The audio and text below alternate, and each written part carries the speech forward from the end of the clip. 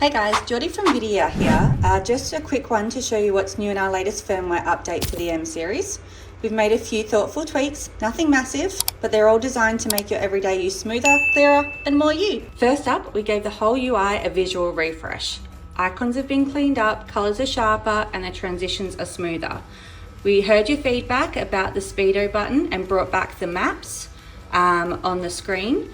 We've also made the clock bigger just for better visual, and we tried to make it be more practical, so easier to see, easier to tap, easier to love.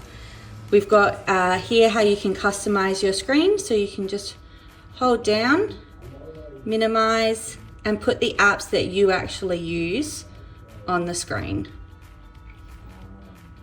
Now you can also make some changes to the background, so if you go into settings, car infotainment, display, theme styles, we have different colors here, so you can customize it to what you like best.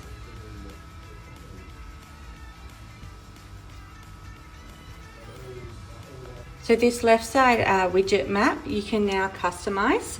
We've given you a few options, so you can go to settings, car infotainment, navigation, file path, and choose what you want to use.